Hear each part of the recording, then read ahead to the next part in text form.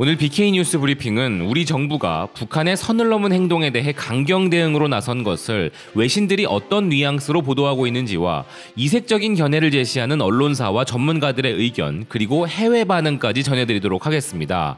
ABC 뉴스는 한국은 북한의 불합리한 행동을 더 이상 받아들이지 않을 것이라 밝혔다 보도하였으며, 영국의 익스프레스 또한 북한이 도발을 지속하면 반드시 그 대가를 치르게 될 것이라는 우리 국방부의 발표를 전하면서 우리 정부의 특사 제안을 북한이 거부하고 이를 동의 없이 공개한 점도 지적하고 있습니다.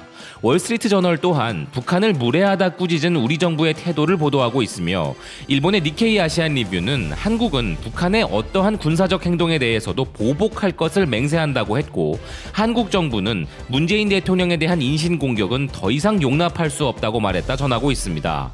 아사히의 경우 한국 정부의 유화 정책은 중대한 고비를 맞았다며, 남북경제협력에 대해 한국이 유엔의 제재를 무시하고 강행하는 것이 어려울 수 있다 보도하고 있으며, 일본의 TBS는 북한의 연락사무소 폭파는 배신이라고 한국이 강하게 경고했다는 헤드라인으로 기사를 보도하였습니다. 하지만 이런 어느 정도 예상 가능한 보도와는 달리 이색적인 견해를 제시하는 곳들도 있었는데요. 일본의 FNN은 평양에서도 식량 부족이 심각하다는 내용의 기사를 보도했습니다. 미국 정부계 방송국 RFA의 평양 소식통을 인용하여 그 내용을 전하고 있는데요. 대유행 상황으로 인해 북한은 전역이 봉쇄되고 식량 배급이 끊기거나 줄어들어 최악의 상황을 맞이했다는 것입니다.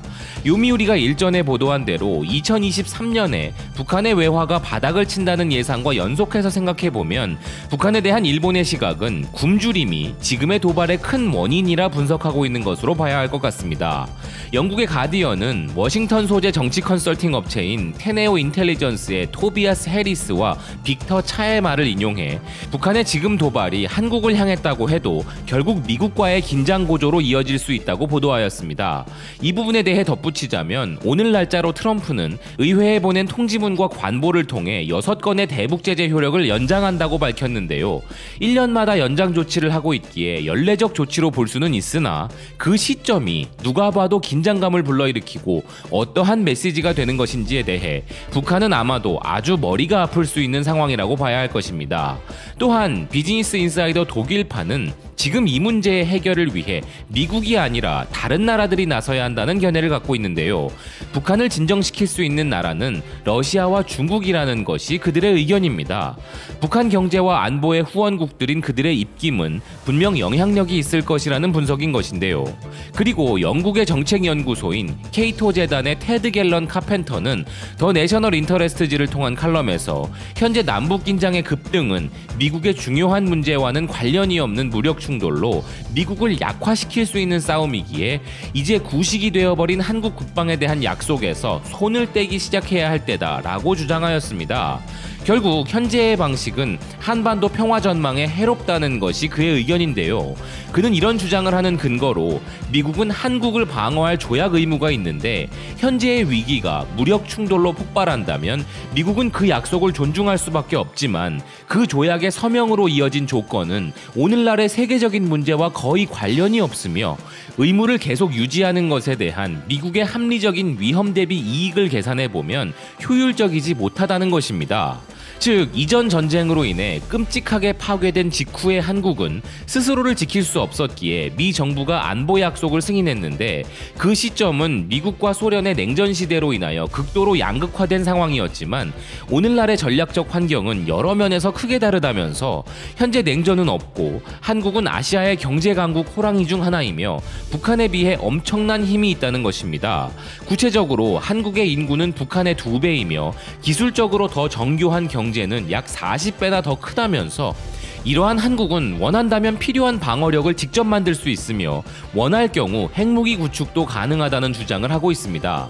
즉, 한국은 스스로 방어할 수 있는 국가인데 미국이 안보를 지켜주는 것은 이치에 맞지 않으며, 현재는 냉전 시대 때처럼 공산당의 공세로 인해 남북 간의 충돌이 시작되는 일은 있을 수 없고, 남북 사이에는 불행한 일이지만 이것은 지역적인 투쟁일 뿐이라고 그는 주장했는데요.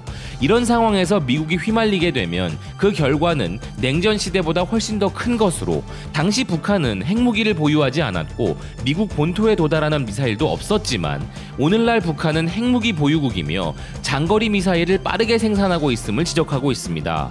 그러므로 이제 한국의 국방에 대한 약속에서 손을 떼기 시작할 때라는 그는 이번 남북의 위기가 더 심화되지 않기를 바라지만 이제 미국 지도자들은 이탈 절차를 시작해야 한다 주장하였는데요. 그의 이런 주장에 대해 미국의 네티즌들은 미국이 한국이 스스로 방어하도록 내버려둘 수 없는 이유의 정답은 중국이다.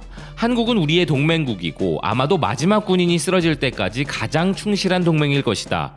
나는 한국에서 6번의 복무를 했으며 그들의 군대는 고려 대상이 아니다. 나는 한국군이 교전 능력을 통해 그들이 무엇을 할 수 있는지 직접 보았다. 단순한 이유이다. 중국과 러시아는 더 크고 훨씬 더 강력하다. 북한은 중국의 꼭두각시 국가일 뿐이다. 한국이 싸워야 하는 상대는 비단 북한이 아니라 중국이 될 거다.